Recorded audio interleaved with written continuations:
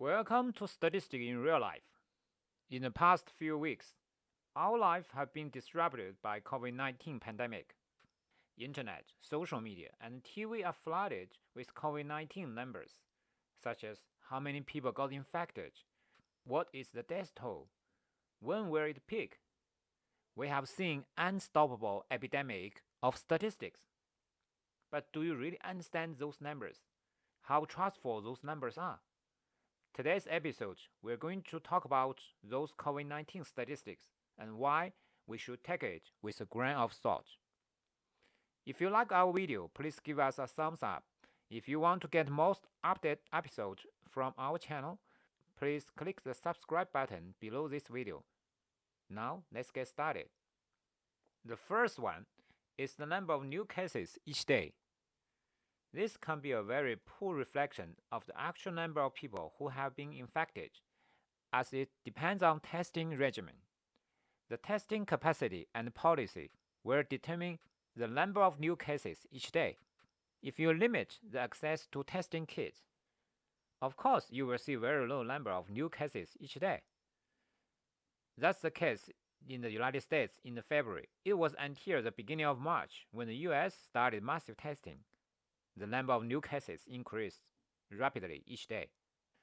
The daily death count should be treated with caution, as they only include deaths in hospital of those who have tested positive for coronavirus, and there is generally a delay in reporting deaths of a few days or even longer. The total number of deaths are not a very useful tool for supporting trends.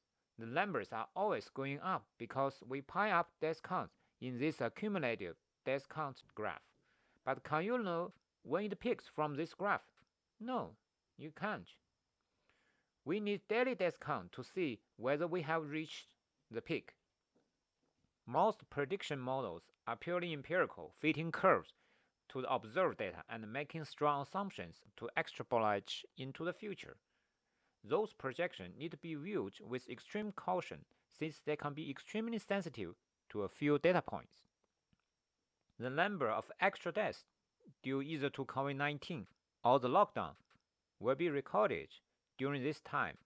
There will be lives lost, not because of COVID-19, rather because of the chronic illness, reduced medical care for everyone, domestic violence, and the effects of unemployment and poverty. On the other hand, there will be lives saved through few accidents and particularly improved air quality.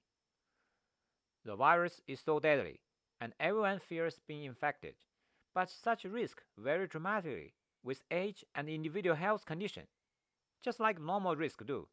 Even if you are infected, the mortality rates vary significantly with age and health condition as well. So, when we look at COVID-19 statistics, we should take it with a grain of salt and look beyond those numbers. The testing capacity and policy can impact the number of new cases each day. The healthcare capacity directly relates to how the number of death counts are reported. Basic demographic can be used to assess the risk of being infected, so does social compliance. Here's the reference paper.